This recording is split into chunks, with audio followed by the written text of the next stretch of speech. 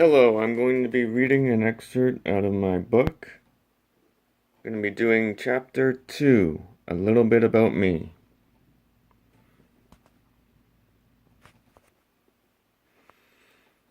Hi, my name is Jeremy Tolmie. I am 30 years old and have Asperger's syndrome. I am a certified computer technician, having graduated from Academy of Learning with my Computer Service Technician Diploma with Honors. I work for Literacy Central Vancouver Island as a computer technician. I refurbish donated computers that go to families with kids on welfare.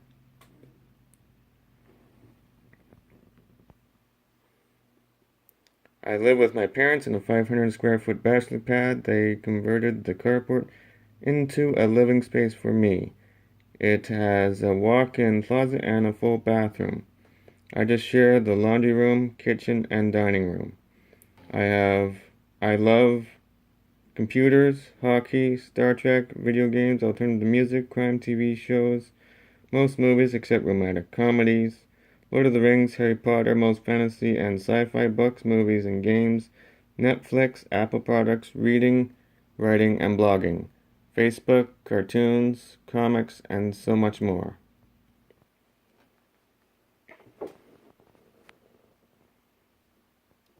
I run 2 blogs, and I'm writing a book on what it is like for me growing up with Asperger's syndrome and not knowing it till I was 17. My blogs are at facebook.com/Jeremy Tolmie author page and Living with Autism by Jeremy Tolmie.blogspot.ca. I am always up to making new friends on Facebook and getting new followers for my blogs. I am also always up to talking to people about what it has been like for me, or about anything that they want to talk about. I am way more social on Facebook than I am in person. That is why I love Facebook and am grateful that it is around so that I can feel good about being social and giving me the time I need to make conversations.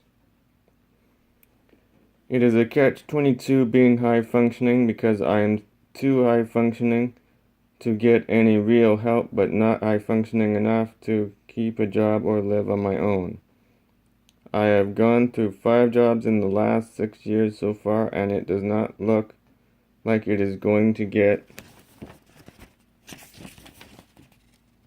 much better. I am 18 months older than my brother, but have not spoken to him in 10 years. I was adopted at 18 months and did not find out about him till 10 years ago. We met once and he is so much like me, it is amazing. He does not look like me, but his mannerisms are so similar you would automatically know that we were brothers. He got to grow up with my birth mother till she died when he was 14. I never got to meet her, so all I have is what my brother said about her and what my blood grandmother said and what was in her medical file. She died from a brain tumor, so that is how I found out about them at all. The docs got in touch with my parents to get me tested when I was 16. The doc's first diagnosis was obsessive compulsive disorder at 16. A year later, they said pervasive developmental disorder not otherwise specific, PDD-NOS. Then 6 months later said autistic spectrum disorder, ASD, Asperger's syndrome. It is just so frustrating to feel like you should be able to do all the normal stuff that everybody else does and that it should not be this hard or difficult. That there is no rhyme or reason for how much anxiety you feel all the time. That it should not be this hard to talk to people and keep friends. It really is hard to deal with sometimes. I just wish the good days would outweigh the bad days once in a while. I hate when people ask how I feel. I have no freaking idea how I feel, so stop asking me this, please, and thank you. I could not tell you or anyone else how I am feeling at any given time. I might be able to tell you if it is a really strong emotion that I am feeling, but otherwise I have no clue. I love music and have loved music since the first time I heard it. I love singing to music, dancing to it, listening to it. Anything with music is a passion of mine.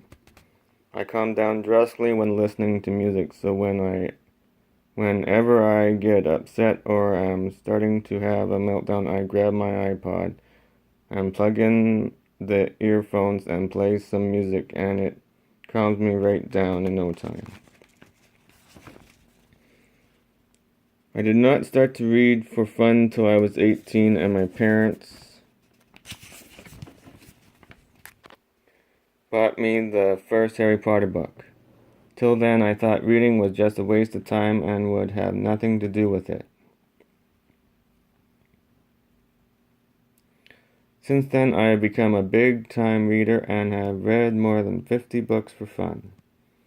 I am 5'8" and weigh 114 pounds. I have next to no muscle tone in any of my body, even less in my left arm, which is pretty much useless. Thank God I am right-handed because I cannot use my left hand for anything except typing and holding onto utensils. I can't move my left hand to cut food, so I hold the fork in it while I use my right to cut the food, then take the fork in my right hand to eat with. I cannot even move it to print with or catch with or anything. It is so annoying. When they test my academic skills, it shows that I have grade 2, age 7 writing, grade 4, age 9 spelling, grade 6, age 11 reading, and grade 9, age 13 math skills. That was done 8 years ago when I was 22. I am on Buspirone, Ativan, and Risperidone. The Buspirone is for my anxiety. The Ativan is for when I'm having a meltdown or really need some sleep. And the Risperidone is for day-to-day treatment of some of the more unwieldy symptoms that I suffer from, like seeing stuff that is not there and hearing stuff that is not there. It does not happen all the time, but when I am really stressed out, my mind starts to play tricks on me and the voices get out of control and make me do stuff that I regret afterward. That is why I have had a hard time keeping a job. I was never medicated for ADHD. I was for OCD symptoms, and it was a nightmare. For me, antidepressants caused me to get many times worse.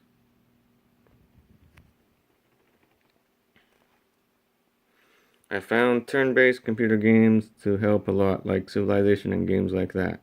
They are educational and fun. I always knew that I was different from other kids my age, but I never really thought of myself as having more than just a mild learning disability. So it was not really that hard or difficult for me, but I think it was for my parents to see how I was treated by the other kids. I had a couple of good friends, and whenever I lost a friend, I usually found one or more to replace them with. I'm still getting used to all the symptoms, and more seem to crop up or get worse every year. I never had an aid worker or got any treatments. I guess it helps to get the diagnosis early, not like me starting at 17. That is way too late to be much good. I had to do all the regular classes and courses. I had to fend for myself. Teachers never paid me the slightest bit of attention. I never got any help from teachers to teach me anything. I had to teach myself how to do everything. I was expected to do everything a regular kid has to do at each stage of the game. I guess I should have asked for help because I sure could have used it. I really hate September and October. September always reminds me of going back to school, and that meant a new teacher and new classroom to try to remember. I hated going back to school. Within a week or two, I would be fine. I just hated the going back part, not the school part. I did not mind school so much as the change in routine. October is Thanksgiving up here in Canada, plus I have my mom's and my grandma's birthdays and Halloween to deal with. It is just too much to deal with in a short period of time, that's all. Christmas and New Year's were not much better for me also. I never get any sleep Christmas Eve. I think it goes back to when I was 5 and I was determined to catch Santa in the act of putting out the presents. I stayed up all night and caught my parents in the act. That was the end of the illusion of Santa for me. There are not that many disabled people that I get to see every day, and the average time I see is from preschoolers not getting what they want from their parents. I'm a very independent person, so I see a lot more meltdowns than my parents do. The ones they do see, I usually never ask them what's wrong with that kid because I have been there and I kind of know what is wrong. Plus, I've always been told if you have nothing good to say, then don't say anything at all. I got that a lot because I would say what was on my mind and it never used to never be good. My parents would never tell me more than if I asked something like that. They would say the same thing. If you have nothing good to say, then say nothing at all.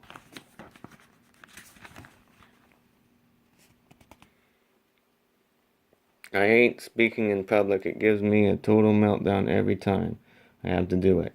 I am not all that successful yet. I live at home, work 1 day a week, and clean the house 1 other day a week.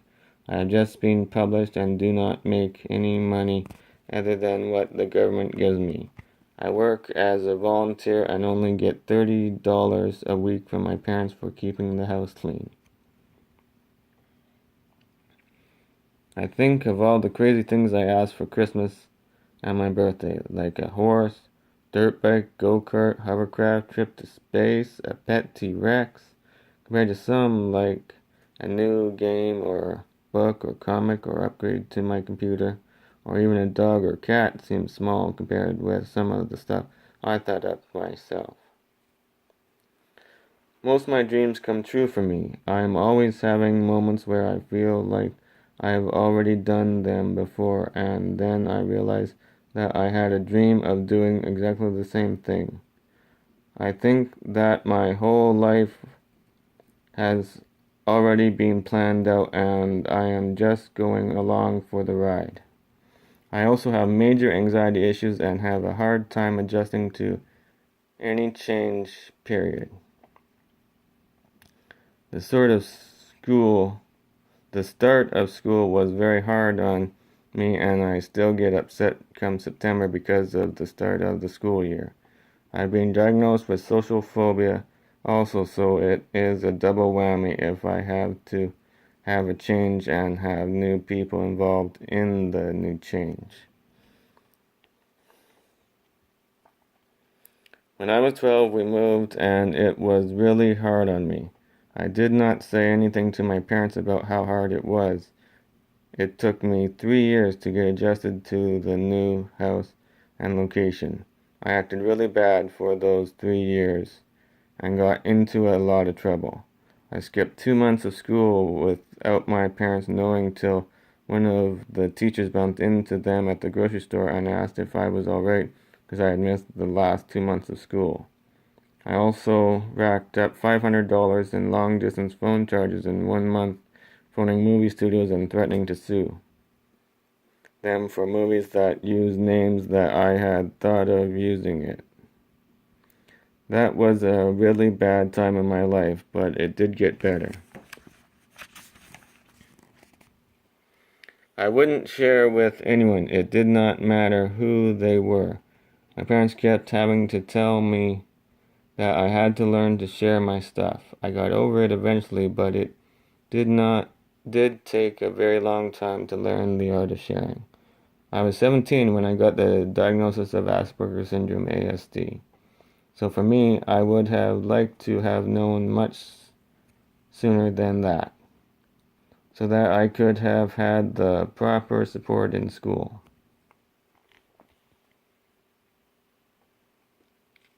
I look, act, and seem very much like my blood brother, and I only got to see him once 10 years ago. It was really freaky because we never grew up together and yet we are so much alike.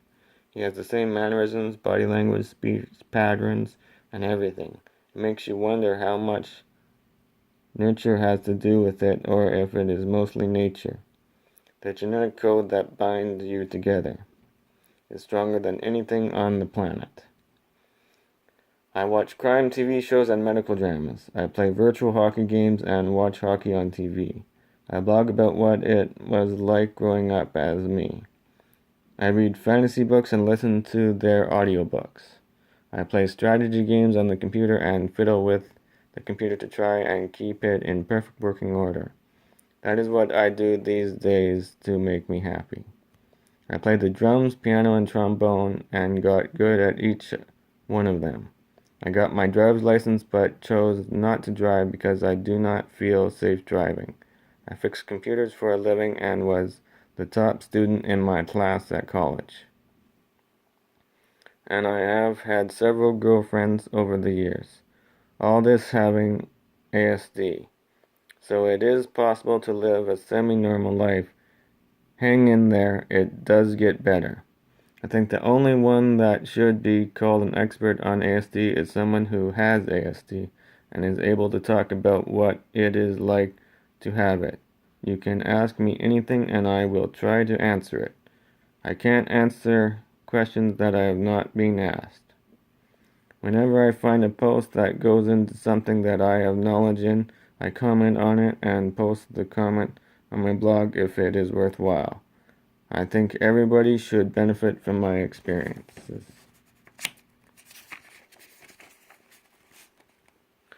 My parents never put any limitations on me. I tried every sport in the book till I found golf and bowling that I am good at. I know lots of people with ASD that live pretty normal lives on their own, and I am living a pretty normal life, so I think anything is possible. You would think that someone would have noticed something was wrong and told my parents about it. But nope, no one did, and it was just a fluke of my birth mom dying of a brain tumor, and for me to get checked out that I even got the DX of ASD when I did.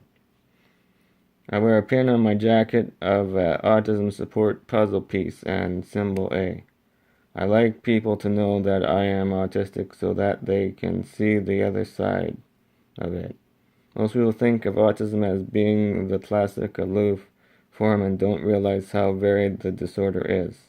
The same goes for FXS also, but it will take time for people to even know what that is. My mom had to become a stay-at-home mom because every time she tried to drop me off at daycare, I would start crying and throwing a tantrum till she stopped trying.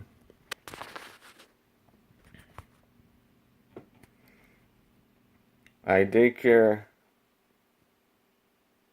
people said after a week that they could not handle me because of the crying and tantrums that I would throw. She took me to our pediatrician and he said because I had come from foster care and was adopted that I was having abandonment issues and that it would not get better anytime soon and that she should stay at home with me and be my own daycare provider. So she did till I was 12 and then she went back to work. I did do some preschool, but I just hid under a table and did not partake in anything and would have nothing to do with anyone, so she gave up on that after a couple of months and just kept me at home till I was old enough to start kindergarten. I think it is a big mistake to get rid of the Asperger's diagnosis because without it in there, most of us will not get a proper diagnosis and will not get the services or support we deserve. I would have been diagnosed as PDD-NOS, which is what they wanted to push on me. But for one neuro doc that said it was Asperger's, I would not have liked to have to live my life with a DX of not otherwise specific. That is not a good DX to have, in my opinion. I'm much happier with the Asperger's diagnosis. That is a bit about me, and I hope to chat to you all more in the future on my blog pages.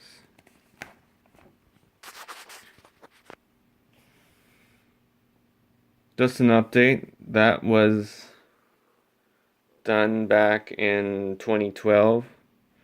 So a lot has changed since then, including my medications.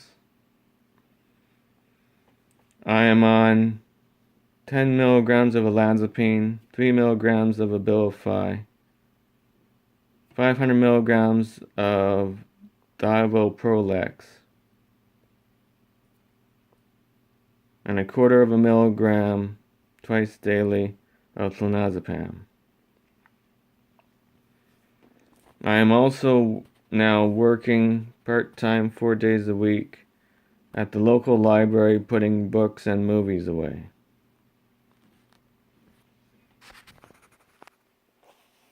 I live in a home share environment where I have a support worker that looks after me, that cooks all my meals and takes me to all my appointments. That is good, as I still can't really live on my own. I did try to live on my own back in the summer of 2013 till the winter of 2013. But it did not work out well. I ended up being hospitalized twice as a result of suicidal thoughts and tendencies.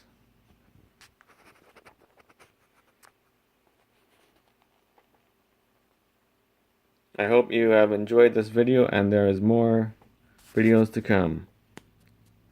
Thank you. Goodbye.